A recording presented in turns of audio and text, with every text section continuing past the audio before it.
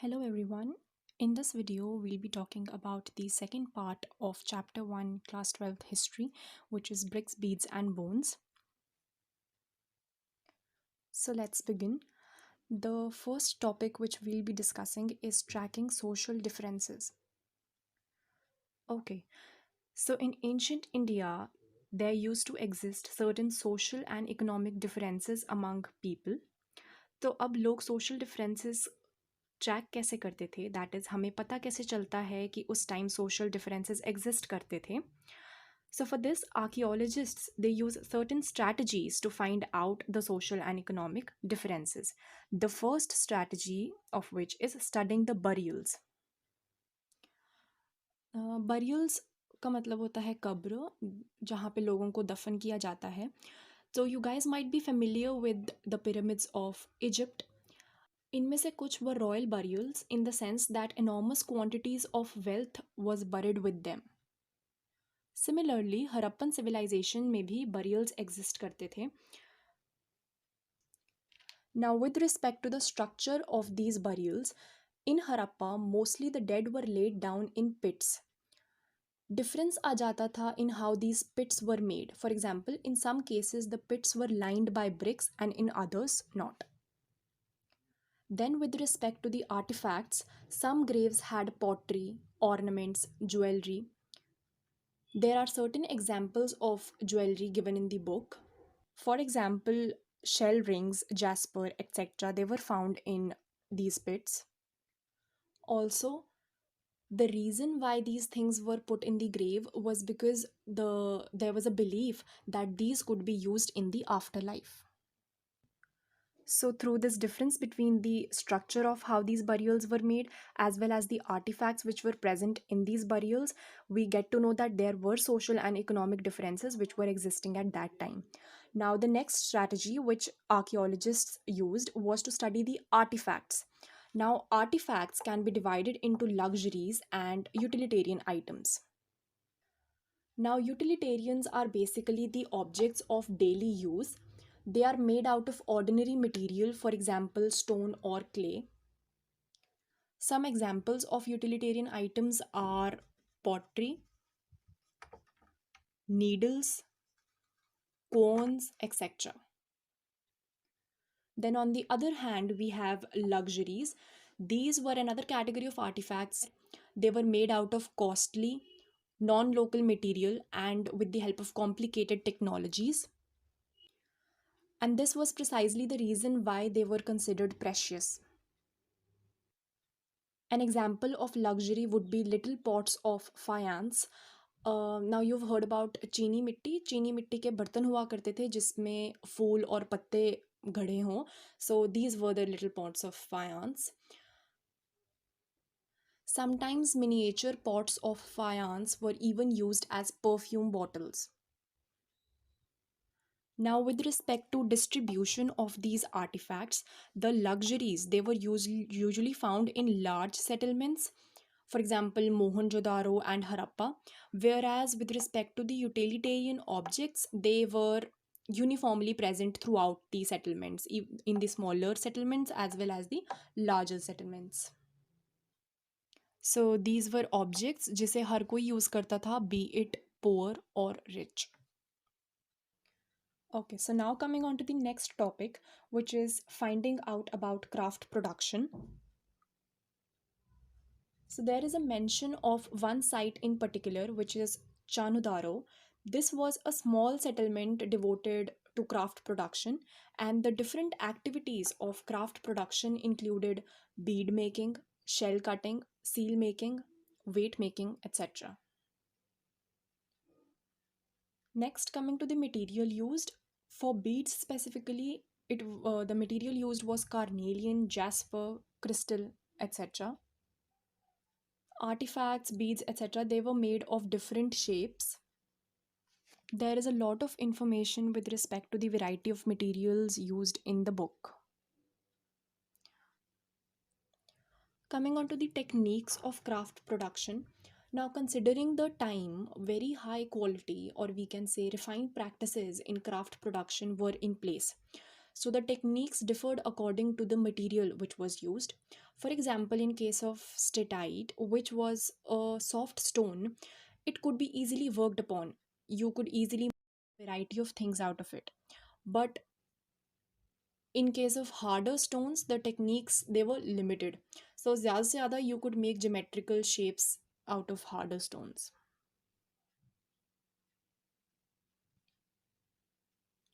Lastly, there are examples of two sites. One is Nageshwar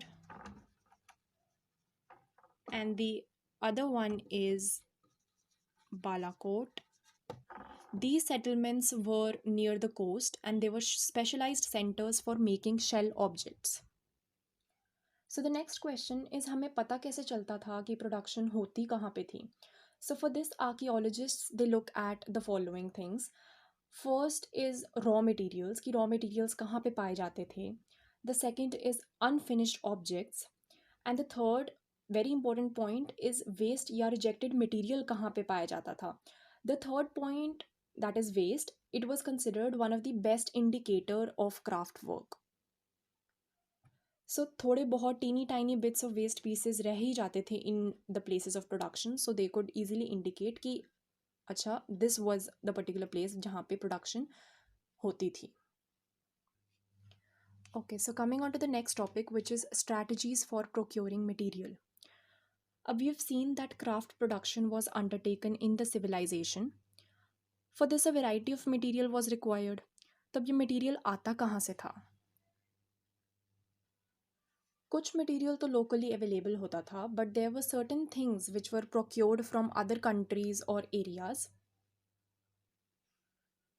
So there were terracotta models of bullock carts, which suggest that bullock carts they were used as a mode of transportation. Coming on to the first subtopic, from subcontinent and beyond. So subcontinent में present day India, Sri Lanka, Pakistan, Afghanistan, Nepal, Bhutan ये सब आता है. So there are certain examples of locally available material, like there were shells which were available in sites like Nageshwar and Balakot, which we've already discussed. Then there is an example of Shortughai, which is a site in present day Afghanistan. So Shortughai was considered like the best source of lapis lazuli, which was a blue stone. Then Lothal, which is in present day Gujarat, was famous for carnelian, etc. So apart from the fact that there were certain material which was locally available, there were even expeditions which were undertaken by the people to procure materials. Now, expeditions usually means journeys which are undertaken by people for specific purpose. So people used to go to areas like the Khetri region, which is in Rajasthan, for copper. They used to go to South India for gold, and so on. So the next subtopic is contact with distant lands. Now, archaeologists have suggested that there were trade contacts with different lands. For example, copper was probably procured from Oman, which is an Arab country in Western Asia. So इसके support में there is evidence like Omani copper और Harappan artefacts में निकल के traces पाए जाते हैं विच suggest कि इनका कॉमन ओरिजिन था. Then there is a distinctive type of vessel which is a large Harappan jar which is coated with thick layer of black clay, जिसकी आप इमेज बुक में देख सकते हैं, which can be found in Omani sites. तो this hints that there was some sort of trade which existed. Now, there is evidence from Mesopotamian texts as well. So, if you've seen the part 1 of this video, you know that there were 4 civilizations, one of which was Mesopotamian civilization. Certain Mesopotamian texts suggest that copper used to come from Magan, which is a name for Oman. ये text कुछ और reasons को भी mention करता है. For example Dilmun which is present day Bahrain. And then there is a mention of Maluha, which is a name possibly for the Harappan region. The texts mention that products like lapis lazuli, copper, gold, etc., they came from Meluha. Okay, तो Mesopotamian text में मेलूहा को land of सी फ्योरर्स भी बोला जाता था. तो there is a possibility कि जो कम्युनिकेशन था between Oman, Bahrain and Meluhha, it was by sea. Also there are depictions of ships and boats on seals, जो कि इंडिकेट करते हैं again towards the fact that there was some sort of communication between all these areas by way of sea. So now let's move on to the next topic, which is seals, script and weights. अब seals and sealings क्या होते थे? These were devices or material which was used to close off an opening. जैसे कि documents पे wax seal लगाई जाती है, उसी तरह से सील्स एंड सीलिंग्स यूज किए जाते थे even in Harappan civilization. Also sometimes these seals they used to convey the identity of the sender. इनका एक और यूज़ होता था which is seals they kind of attach authority और ऑथेंटिसिटी टू द डॉक्यूमेंट और to the product. For example जैसे पुराने समय में राजा मोहर लगाते थे, उसी तरह से हरप्पन सिविलाइजेशन में भी there were seals and sealings in use which use to facilitate long distance communication. The Harappan seals they used to contain the name and the title of the owner. कई बार there were motifs of animals, which is images of animals which were imprinted for the people who could not read. So by way of these images of animals, people who could not read, they could easily understand कि product किसने भेजा है, किसका product है, and stuff like that.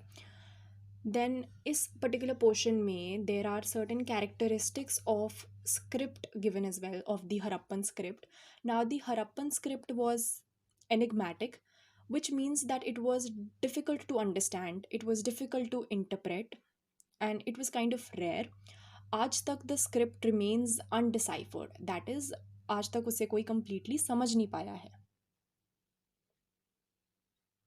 The various characteristics of the script are that it was not alphabetical, first of all. Next, there were too many signs, which makes it a pictorial script or a pictorial language, like we have the Chinese language Mandarin. Similarly, the Harappan script, it was pictorial. It had almost 375 to 400 symbols. Another thing, it was written from right to left. For example, present day languages like Arabic, Urdu, Persian, they are written from right to left. Similarly, the Harappan script was also written in the right to left fashion. और ये हमें पता कैसे चला है? Archaeologists have suggested कि पुराने time में जो जहाँ पे भी लिखा जाता था, जो राइट पोर्शन होता था पेज का, it use to remain empty, and left में जाते जाते there was cramping of text. मतलब ऐसा लगता था कि किसी ने स्टार्ट किया है लिखना एंड देन एंड में जाके because he ran out of space, तो यहाँ पे क्रैम्पिंग दिखाई पड़ती है, इसलिए we can guess that it was written from right to left. तो हरप्पन राइटिंग का एविडेंस हमें मिलता है in seals, jewellery, tools, the lids of jars, etc. Next, there was a precise system of weights as well. Weights were made out of a stone called chert. They were cubical in shape, and it is suggested that the smaller weights they were used for weighing jewelry or for weighing small things like beads, etc. Then there are even evidences of metal scale pan which can be found. So this is all about seals, script and the weights. Now let's move on to the next topic, which is ancient authority. So now we have already discussed about the subsistence strategies, the architecture in the previous video, and we have discussed about society, craft production, economic system, trade, language, etc. in this video. So now let's move on to the next important element, which is the political system. One important thing to note here is that all these are speculations. Nothing can be said as being the truth. सो ये सारी speculations हैं जो archaeologist ने कही हैं, और ये ज़रूरी नहीं है that there was a ruler, that there was a certain kind of political system existing at that time. So in the previous video, we saw how the bricks were made of uniform size, how there was uniformity in artifacts. All these indicate that there was some authority which was taking decisions which were then implemented. So there is a possibility that there existed some kind of a political system. Then there is archaeological evidence from which we get to know that in Mohenjo-daro there was a large building which has been termed as a palace by archaeologists, labeled as a priest king. Okay, so there is differing opinion of archaeologists with respect to whether there was any political authority or not. So one set of archaeologists believe that there was no ruler at all. However, there's another set of archaeologists who say that there was not only one ruler, but there were several rulers in place. Then the third set of opinion is that there was a single ruler, and this theory is considered to be one of the most plausible theories because हमें पता चलता है कि how strategically the entire civilization. Okay, so this brings us to the end of this video. The rest of the topics I'll be discussing in the next video. Thank you so much for watching.